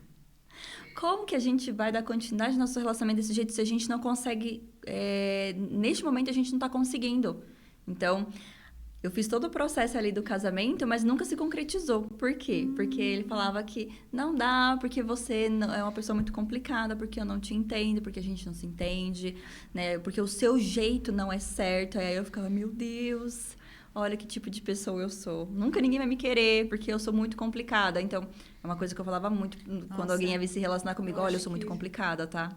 Eu também meio que me apresento assim, tipo, nossa, tem certeza? Porque, olha, daqui pra cá, né? E é muito louco isso, porque tem essa autocobrança do TDAH também, né? De ser muito difícil, de ser, né, um caos, né? E é isso que a gente aprendeu, né? E assim, a gente aprendeu a se relacionar dessa forma também. Então, eu vejo que realmente requer muita paciência, muita conversa e diálogo para a gente conseguir ter um relacionamento saudável. Mas, eu tive algumas experiências com pessoas também TDAH, gente. Aí já é um caos. 2 TDAHs. Sim, não é só o esquecimento, né? Não é só a hiperatividade, mas é aquela questão também, o emocional é muito intenso. Sim. Então, quando a gente tá muito triste, a gente tá muito triste, mas quando tá feliz, é muito feliz. Mas a gente sente tudo muito com muita intensidade também, né? A questão do emocional, há um desequilíbrio. Por mais que as pessoas falam que não tem uma associação, tem uma associação. Tudo é muito intenso, a flor da pele, muitas vezes, principalmente quando a gente não está ajustado. Quando a gente não se conhece, a gente não sabe como se reajustar, é muito difícil. Então, hoje eu já compreendo que quando eu começo a ter um desequilíbrio, quando eu sinto muitas coisas à flor da pele, eu já respiro fundo, aí eu falo, eu vou dormir um pouquinho, porque daqui a pouquinho eu vou me reequilibrar, né? Eu vou conseguir me colocar no lugar. Aí eu vou e me retiro, e ele já entende. Não é mais aquela questão de outros relacionamentos que a pessoa fala, mas você quer ficar muito sozinha, mas é que eu preciso de um tempo ali para conseguir lidar com as emoções. Mas como assim as emoções? Tem alguma coisa a ver comigo? Não, tem nada a ver com você, tem a ver comigo. Mas é aquela questão de como que você se autorregula, né? Isso que eu ia falar. Compreender também começa quando tá... Entender, exatamente. Aí você começa a respeitar esse espaço de autorregulação. Como você funciona. Aí a gente volta pro autoconhecimento. Porque eu lembro, no meu primeiro casamento, que eu não tinha noção tanto do diagnóstico, não sei o que lá, 3 crianças, né? E eu era muito físico, fisiológico. Eu tinha crises de enxaqueca terríveis, mas terríveis, que eu tinha de ficar no quarto escuro. E aí, depois que eu fui morar sozinha, que eu separei, que eu comecei a entender que era um momento de eu precisava me autorregular e que aquilo era a forma que o meu mecanismo de defesa organizava para poder falar, olha, eu tô com dor de cabeça, preciso dormir, né? Não me encha o saco, né? Hoje fica mais fácil, só falar, olha, tô trabalhando, eu tô no hiperfoco, tô não sei o que lá, tô aqui, né?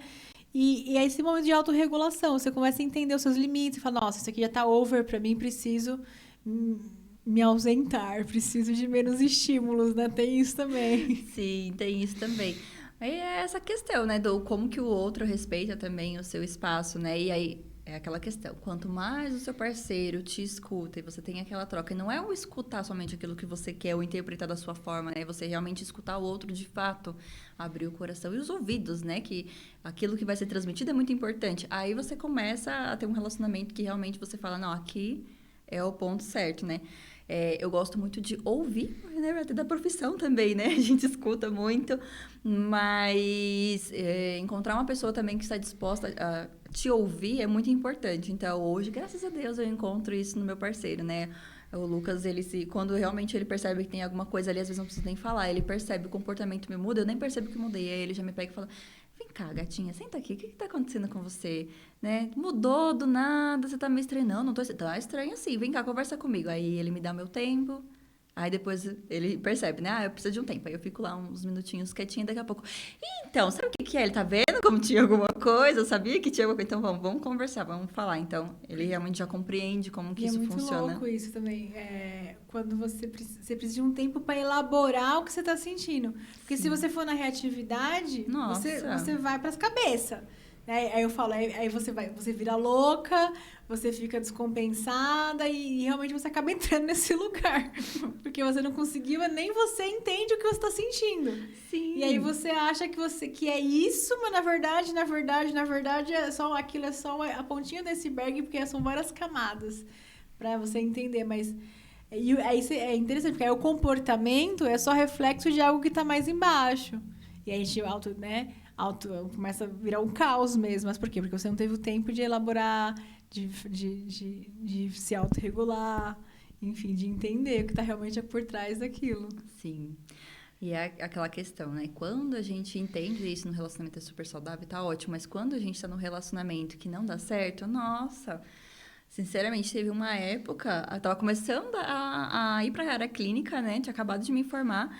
E aí um parceiro meu falava de uma forma como se eu fosse louca. Eu falava, gente, mas se eu sou louca, eu não posso atender ninguém? Se eu sou assim como ele tá falando, como que eu vou conseguir ajudar as pessoas? Não, daí eu tenho algum problema. E isso mexeu muito também com o meu emocional, porque até então eu não sabia o que estava acontecendo, eu não sabia que era o TDAH. Aí depois que eu fui realmente tomar conta, que eu ficava, ai, eu não era louca nada, tá vendo? Ele que não me escutava, ele que não aceitava, né? Ele que era impaciente também.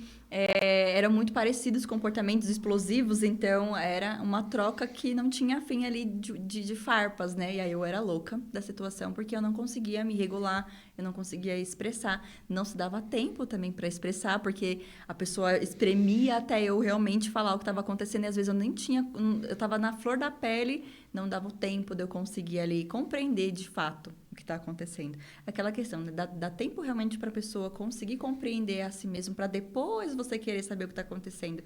A insegurança e até mesmo a insistência da pessoa fazia com que eu não conseguisse lidar com as minhas emoções, porque às vezes a pessoa achava que eu era um problema com ela, e aí eu ficava, calma, tá tudo bem, né? Daqui a pouco eu tava, pelo amor de Deus, tenha calma, eu não tô conseguindo respirar, me deixa um pouquinho quieto, eu não tô conseguindo. E, nossa, como você é louca, por que você gritou comigo? Eu ficava, gente, eu acho que eu realmente tenho um problema. E aí você falou, às vezes a gente grita, a gente nem percebe, né? Porque a gente tá normal. Você fala assim, olha, se eu começar a gritar, tipo, você me avisa, que às vezes vai só subir no tom, quando vê já tá, né? E a gente fala alto também, né? Não sei se você fala alto, acho que sim, né? Eu falo muito alto, né? E às vezes as pessoas até entendem que a gente já tá sendo agressiva, mas não. Já tá gritando, tá bravo. É a forma da gente se expressar, a gente já fala muito alto já. E isso é interessante, né? Porque eu falo, brinco, né? Que o relacionamento é a arte de fazer acordos, de combinados. Mas para isso você precisa saber se posicionar, falar, expressar as suas necessidades, o que você precisa, como você funciona, explicar. E o outro também precisa estar aberto para lidar com isso. E, ao mesmo tempo, ver o quanto também o outro tem para te entregar. Se ele tem repertório mesmo, se ele tem habilidades para dar... Se ele dá conta, que eu falo enquanto eu estava da regra, né? Se a pessoa dá conta de você. E quando eu falo dá conta de como você funciona mesmo. E você também dá conta, porque às vezes a demanda é muito alta. Você fala, cara, será que é funcional para mim essa relação? Então, eu acho que é isso, tem que fazer esse equilíbrio, ter essa consciência de, cara, realmente... Essa relação vale a pena ou não? Ainda não estou pronto para uma relação. E isso são coisas que nem todo mundo consegue ter essa clareza. Sim, tem muita cobrança do outro, né? Ah, porque o outro não me atende, porque o outro não faz, porque o outro não consegue. Projeção, né? Isso, e aí quando eu pergunto, tá, mas o outro não consegue, mas será que ele não consegue mesmo? Será que é porque realmente o que ele pode te entregar é isso? Será que você, né, é isso que você quer receber? Porque se ele pode te entregar apenas isso, você também tem que entender o que você de fato ali tá esperando. Porque às vezes a gente espera muito, né? E é aquela questão, a gente quer que o outro faça aquilo que a gente faria, mas o outro não vai fazer aquilo que a gente faria. Ela vai fazer aquilo que tá dentro das condições dele. E tem pessoas que falam assim, mas eu queria que ele fizesse tal coisa, mas eu não vou falar pra ele que eu quero que ele fale. Mas se você não contar pra ele que você quer, ele nunca vai fazer, porque ele não vai imaginar, né, que você também espera aquilo dele. Ah, mas não, se ele vai fazer só porque eu pedi. Sim, meu bem, se ele fazer porque você pediu, ainda assim é uma vontade de fazer, né? Então também aceitar essa condição, né? Mas ele vai fazer só porque eu pedi? Sim, porque ele também quis, porque você podia ter pedido e ele podia não querer fazer também do mesmo jeito e não te corresponder. E aí você vê nesse diálogo, né, que eu falo que também é um diálogo muito comum, que vem para mim, que é a projeção das necessidades. É aquela, porque a criança tem essa, porque a mãe meio que tem ali, já conhece algumas coisas, ela vai lá só, eu não preciso falar. Muitas vezes, e algumas vezes, né, não tem nem espaço. E a gente cresce com esse repertório. E aí eu falo que eu brinco que o óbvio tem que ser dito. Porque o que é óbvio para mim não é óbvio para outra pessoa, às vezes. Então, realmente, a necessidade da comunicação. E, às vezes, quando você comunica, que nem você falou, né? Tem o medo de, tipo, ele pode falar sim ou não, e aí como vai ser isso? E tem também essa, será que, o que o outro vai pensar?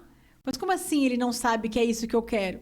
Eu fui dar uma palestra na semana passada uma das pessoas que estavam lá virou e falou assim, mas será que ele não consegue perceber que eu não tô gostando? Eu preciso falar pra ele. Eu falei, precisa. Você precisa se posicionar. Porque senão ele não vai entender que você não tá gostando.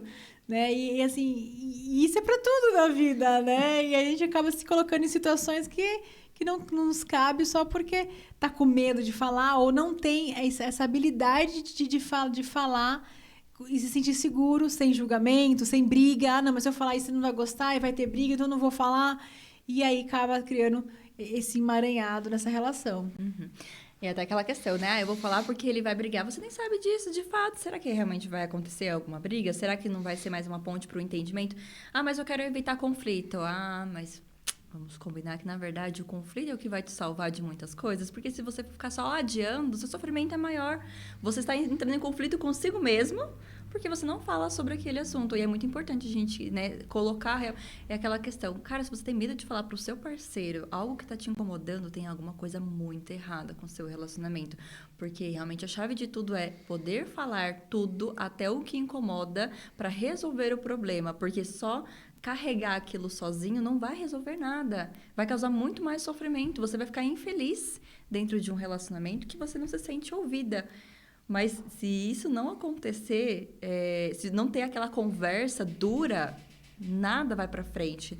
Não vai evoluir o relacionamento. E nas piores questões dentro do relacionamento, nos desafios do dia a dia, né, nas barreiras que a gente encontra dentro do relacionamento, é o que faz realmente o relacionamento se transformar e ser melhor ainda e abrir os caminhos, né, para que um conheça o outro de fato e seja duradouro.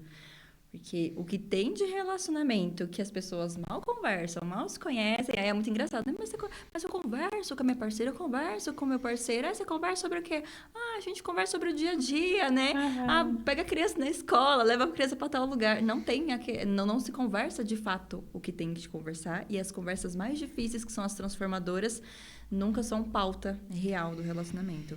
E aí é aquela coisa, né, que eu falo, que o relacionamento saudável dá trabalho, é uma construção. Precisa ter tempo e prioridade nas conversas desconfortáveis. Porque é desconfortável falar, porque você vai ouvir ali, às vezes, as suas feridas, né? Eu acho que a questão aí, que é o que eu vejo, que é a questão das brigas, não sei o que lá, que as pessoas vão juntando, e aí o que faz? Na hora que tá puta ou que tá numa questão, vai lá e desjoga tudo. E aí é onde entra a conversa inadequada. Porque você vai pra violência que eu falo assim, violência verbal. Tô falando de violência verbal, né? Se for pra física, pelo amor de Deus, não tem nem diálogo. Sim. Né? E aí o que não cabe é essa conversa violenta. E aí a gente entra assim, desenvolver esse repertório de uma comunicação não violenta, de saber falar o que eu tô sentindo, sem julgar. Porque a grande dificuldade é essa, né? Não, mas porque você fez isso, porque você é isso. E aí começa a grande briga. Mas quando você parte do princípio de ensinar a expressar o sentimento, né? Olha, como que você está se sentindo? Né? Olha, quando você tem esse tal comportamento, eu me sinto dessa forma. Então, você não tá tipo, olha, você não me ama, você não sei o que. Não, você muda a forma de se comunicar, de expressar aquele gatilho. Que é que a pessoa acaba sendo o quê? Um gatilho para você. Então, quando você consegue dar esse recurso emocional para a pessoa começa a se comunicar. Fala, olha, veja bem, eu acho que isso não está sendo tão confortável para mim. O que a gente pode fazer para mudar? Né? E aí, muda totalmente a conversa do que eu falar brigando quando a pessoa vai lá e faz, tá vendo? Já falei pra você. Né? Então, é isso que a gente precisa aprender para aprender a se relacionar. Sim. Você pode falar tudo o que você quiser, desde que você saiba como falar e no momento certo também para se falar. Exatamente. O momento certo também é muito válido. Sim. Eu sempre falo para meus pacientes assim, existe tal conflito assim, assim, assim. Então, chama um momento que vocês não estejam brigando ali de descontração, que vocês estão juntos. Chama, vem aqui, meu bem, vamos conversar? Conversa leve, sem gritar, sem pontuar. Fala mais como realmente se sentiu do que exatamente a pessoa fez. Porque muitas vezes a pessoa acha que quando você vai falando numa tonalidade de mas você fez tal coisa, a pessoa automaticamente já levanta ali a sua defesa e fala, mas eu fiz tal coisa por causa de tal coisa. Então, é aquela justificativa e não realmente compreender de fato como a pessoa se sentiu. Ela está se defendendo e não compreendendo como o outro se sentiu. Mas isso acontece por quê? Porque nós também somos condicionados a isso, né? A gente sempre está naquele movimento de defesa. Então, quando você leva uma situação que você fala mais sobre como se sentiu do que, de fato, julgando o outro pelo que ele fez, é uma diferença muito grande na conversação, né? Na resolução do problema. Porque aí o problema não vai ser como a pessoa fez, mas o que ela causou e como ela vai reparar. Exatamente. E aquilo que também, o quanto a pessoa tem de repertório para dar conta daquilo que você vai levar para a pessoa, né? Como você vai levar, né? E qual é a sua expectativa dessa conversa? Então, quando você começa a entender tudo isso, fica mais fácil. O problema é você conseguir chegar nessa maturidade emocional para você. E aí que tá uma outra questão, né? Quando você chega nesse nível de maturidade emocional, você não consegue se relacionar com uma pessoa que não consegue ter diálogo, que ainda falta desenvolver essas habilidades. Você fala, não, pelo amor de Deus, a pessoa ainda tá, tipo, né, nesse lugar, então não vai rolar mesmo, né? E graças a Deus, que bom que não role, né? Porque se precisar disso pra me encaixar, não faz o menor sentido. Sim. É aquela questão de se relacionar com a pessoa e realmente conhecer ela antes de começar um relacionamento que seja mais intenso. Porque às vezes a gente, como eu falei, as pessoas não são preparadas para relacionamento. Normalmente elas começam a ficar com a pessoa e o que faz elas quererem adentrar no relacionamento é a resposta do afeto, né? Ele cuidou bem de mim, ele falou tal coisa, né? O carinho, mínimo, né? Mínimo. Aí a pessoa tá com um copinho tão vazio que ela se contenta com o mínimo do mínimo do mínimo. Sim, e aí ela se coloca ali como se, meu Deus, agora é o que vai dar certo. Mas quando começa realmente a aprofundar, é onde começam os conflitos. E aí, muitas vezes, ao invés de dar um passinho para trás e realmente compreender se, de fato, aquela pessoa está correspondendo e ela está preparada para um relacionamento, não. A pessoa começa a insistir. Por quê? Porque eu recebi algo que foi praticamente ali o suficiente naquele momento. Eu quero mais. E aí é onde acabam se machucando mais ainda, né? Por não compreender que precisa dessa análise real, né? Não se contentar com pouco também. Às vezes é tão triste quando eu começo a falar com uma pessoa, com um jovem principalmente, e aí começa a falar, mas ele me respeita, mas ele cuida de mim, mas ele me dá carinho, mas ele me dá atenção. Eu falei, tá, mas se não tivesse isso, não deveria nem ter iniciado. Então, esse é o básico. Então, é tão difícil, tão triste quando eu escuto isso, porque aí eu fico pensando, meu Deus, trabalho, né? Que trabalho eu vou ter aqui agora? Vamos desenvolver mais essa criança. A gente entra naquele lugar do... Não sei falar direito o nome dele, é Baldwin, que fala dos relacionamentos líquidos, né? Então, cada vez mais... são tantas opções, que aí, né? Opções, assim, tipo, de conhecer pessoas, que dá tanto trabalho você pegar alguém e realmente desenvolver esse relacionamento mais profundo que, deixa quieto. A pessoa já desiste na primeira coisa que dá errado. Você fala assim, cara, se relacionar é sobre isso. E construir, tem esse tempo de construção, de elaborar tudo isso que você falou. Eu brinco que é um laboratório, né? É um laboratório sobre a gente, é um laboratório sobre o outro. E aí você vai construindo, porque essa cara pode ser leve. E aí outra coisa também que eu acho que a gente entra, que acaba criando situações traumáticas. Se colocando em situações, você fala assim, cara, eu podia ter dormido sem essa. Sabe aquela coisa? Mas não, você tá tão na carência, tá tão ali com as suas necessidades básicas tão distorcidas que você acaba realmente aceitando qualquer coisa. E é por isso que é fundamental a gente estar em terapia, se conhecer, porque aí você começa a falar assim, não, cara, eu quero uma pessoa XPTO. Então, assim, quais são as suas necessidades? Eu falo assim, o que você está buscando numa relação? E aí, onde entra a questão da projeção do... Cara, você está buscando uma relação, algo que nem você se olha, que nem você se dá. E aí entra esse trabalho de construção dessa autoestima, que é o trabalho que eu vou fazer agora no final de semana. Porque, cara, a gente acaba se perdendo totalmente. E aí eu falo assim, cara, tem uma pessoa que eu falo assim, você tem que fazer. Se você não tem tempo para você, para fazer o básico, o mínimo, como que você vai conseguir que o outro te entregue? E aí a gente entra nesse lugar aqui de cobrança, porque você não faz isso para mim, mas nem você tá fazendo para você. E aí entra essa projeção da criança novamente. A criança fica ali cobrando, pedindo. E eu falo que é a hora do adulto assumir essa autorresponsabilidade do autocuidado. E aí a gente sai desse lugar, não, peraí, eu vou me relacionar com a pessoa que o que eu tenho para trocar com ela? Porque você fala, carinho, não sei lá, ok, são necessidades, mas o que essa pessoa tem para ofertar nessa relação? O que está disponível no repertório relacional dela ali, enfim. E aí construir, eu falo, metas claras também, né? Curto, médio e longo prazo, quais são as metas do casal. Então, são várias coisas que a gente precisa trabalhar, que a gente precisa, eu falo, conversas difíceis. Dinheiro é algo que as pessoas não conversam na relação e que é um grande motivo de término de relacionamento. Porque não é só a questão de ter ou não ter dinheiro, não é só a questão de se a pessoa trabalha ou não trabalha, mas é o que o dinheiro representa para aquela pessoa. Então, às vezes, pode representar segurança, às vezes pode representar status, às vezes pode representar conforto, mas isso também significa muito numa relação e que, se não é conversado, às vezes tem ruído de comunicação. Uhum. Tanto a questão do dinheiro, quanto outras questões também, né? Ter filhos, sexo, ter filhos. Nossa, tem pacientes que já aconteceu, tipo, estou me relacionando com fulano, ele não quer ter filhos. Mas você não disse que queria ter? Sim, eu queria. Mas então? Então, eu vou pensar nesse caso.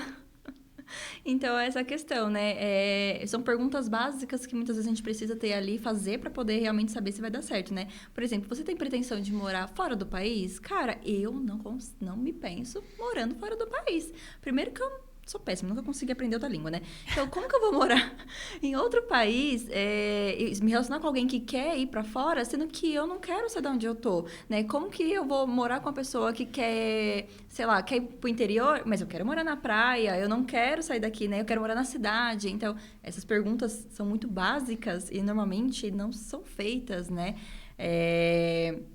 Eu quero ter um pet. Eu não gosto de gato. Mas eu amo gato. Mas eu não quero ter gato. Como assim você vai se privar de ter, às vezes, um animalzinho? Porque, né, alguém vai ter que ceder aí. Vai ter a possibilidade de alguém ceder. Então, são perguntas tão básicas, tão tranquilas de se ter, que muitas vezes as pessoas não perguntam. Só vão realmente saber quando já tá pegando fogo ali, quando uma questão já está séria, né? Para poder falar sobre o assunto. E aí que é onde entra o luto, né? A perca daquilo, da projeção daquilo que... Ou então, que é o pior, né? Que é o clássico também. As pessoas entram no relacionamento na expectativa que ele vai mudar. Na expectativa que as coisas... E não vai, assim... Pode. Mas aí, a que custo? Né? Quem está abrindo mão do que você falou a gente volta lá... O que é negociável, o que não é negociável, né? Então, tem tudo isso. Eu acredito que as pessoas, na verdade, elas não mudam, elas melhoram. Mas elas não melhoram por causa do outro. Elas desenvolvem, né? Ela não melhora por causa do outro, elas melhoram porque elas percebem que tem uma necessidade de melhora mesmo, né? Elas realmente se percebem a necessidade de evoluir naquele determinado assunto. Mas a gente não consegue mudar ninguém, gente. Isso aí é... Nossa, é isso. Eu brinco assim que... A gente não é salvadora também. Exatamente. A síndrome de salvadora. Se a gente não consegue mudar malha a gente com muita dificuldade, com muita consciência, elaborando muita coisa, imagine mudar o outro. É muita pretensão. Né? E aí é esse lugar de consciência que eu acho que, né, nós terapeutas, enfim... A gente ajuda as pessoas a elaborarem para conseguir construir um relacionamento saudável. E, assim, realmente, que seja um relacionamento que realmente vale a pena, porque não dá mais pra gente. Eu acho que, né, a gente vive aí, né, feminicídio, que só aumenta, violências, só para poder postar no Face, no Instagram, que você tá num relacionamento, né? Então, assim, realmente são os valores. Quais são os valores, os seus valores como pessoa, como indivíduo que tá ali? Qual é a necessidade de se relacionar? Quem é que está querendo se relacionar? É você? Ou são crenças religiosas, crenças de família, de social? Né? Então, tudo isso a gente leva nas reflexões nos atendimentos. Uhum, com certeza. Gui, quero, assim, primeiramente, caminhando para o final, quero te agradecer. Também passou rápido? Passou. Tá vendo? Bastante. Tá vendo? na prática é menos dolorido. Tô muito feliz, de verdade, que você tem aqui. Se abrir sua intimidade, seus pontos de vista, ter partilhado sua jornada, né? E, primeiramente, quero dar um presentinho do Teia Cósmica pra você, né? Que, assim, é algo que eu faço, que ajuda muita gente aqui a manter o programa, enfim, a vender aqui as coisas. Estou muito feliz que seja útil para você. E qualquer dúvida, você me pergunta, eu te explico tudo direitinho. Estou muito feliz de você estar aqui. E eu quero que você deixe os seus recadinhos, assim, quero que fale sobre a sua clínica, sobre o seu atendimento, fale do seu espaço, sua rede social, onde que a galera te encontra pra gente. E deixe um recado, por favor, pro pessoal. Recado? Como assim recado? Vamos lá, me ajuda a elaborar. Uma dica, um conselho, um ponto de vista, algo que você fala assim, sei lá, algo que você acha, uma mensagem, sei lá. Um fechamento, sei lá, qualquer coisa que você sinta que faça sentido. É que eu também fui pegar de surpresa, né? Nem pra você me avisar sobre isso. Mas, bom, hoje a minha clínica... Não vou nem chamar de clínica, tá? Peraí, corta isso daí. Corta isso daí, a gente não tá recolorizada ainda. O espaço onde você atende lá. Isso. O espaço que eu estou atendendo hoje fica em Cotia, na Avenida Antônio Machado de Camargo. Fica bem ali no centrinho, então é super tranquilo de se localizar. Nós estamos trabalhando também com outros psicólogos. Lá tem a Catiele e o Eric, que trabalham junto comigo em parceria. Tem psicólogos infantis, psicopedagogos, né? Estamos com a neuro também, nutricionista. Então, é um espaço realmente para poder fazer os atendimentos, né? Para diversas pessoas. Multidisciplinar mesmo. Tem realmente a intenção é essa, né? A intenção do espaço, na verdade, começou com o nome como Psicocolab, que realmente era um espaço de colaboração, porque nós queríamos juntar profissionais que têm ali um em comum, que é realmente levar para as pessoas um atendimento mais humanizado, né? Mais caloroso, que realmente a gente consiga ajudar muitas pessoas, até mesmo que estão em questão de vulnerabilidade, atendimento social também, porque na região de Cotia a gente sabe que precisa muito do atendimento social. Então, começou como projeto Colab, né? Psicocolab, e agora nós estamos como Espaço Arvorecer. Né? Então, mudou o nome e nós estamos desenvolvendo lá todo esse atendimento. Nós queremos também fazer roda de conversa, grupos de troca, então até mesmo... Pode me convidar. Isso mesmo, é isso que eu ia falar. Então, também está convidada, precisando também. Vai lá com esse nosso espaço também, para você saber como é que é. É um espaço super confortável, as pessoas estão gostando bastante, né? A gente saiu do método do apartamento, que era pequenininho, sem espaço, e agora a gente está com espaço externo também, o pessoal está gostando bastante, então espero também que você vá lá conhecer o nosso espaço, tá bom? Vou sim, com certeza. E aí o recadinho, olha, gente, procurem terapia, vamos fazer terapia, vamos trabalhar autoconhecimento, é sempre muito bom. A gente não precisa procurar somente ajuda quando está com problemas, é muito importante também a gente procurar quando a gente precisa, percebe a necessidade de ser ouvido, de ser acolhido, de se conhecer realmente de fato, né? Não é com qualquer pessoa que a gente se abre, não é com qualquer pessoa, talvez, que a gente fale de questões muito particulares. Tem coisas que a gente não fala nem em voz alta, né? Porque nem a gente tem vergonha, nem com a gente mesmo. E muitas vezes isso é o que realmente vai nos modificar para sermos pessoas melhores, principalmente para nós mesmos e para os nossos familiares, para os nossos filhos, principalmente, né? É a gente quebrando ali tabus, quebrando barreiras para poder nos conhecermos como pessoas importantes para nossas próprias vidas, né? A gente tendo esse amor próprio que a gente precisa ter. Isso.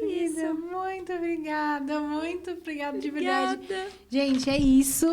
Muito obrigada para quem chegou até aqui. E é isso. Compartilha, curte aqui, comenta, segue a Guida nas redes sociais dela.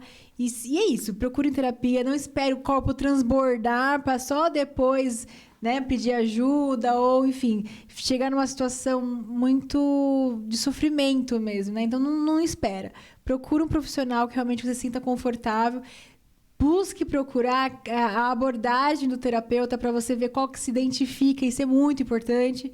E, qualquer dúvida, estamos aqui para servir vocês. Grande beijo, tchau! Tchau, tchau!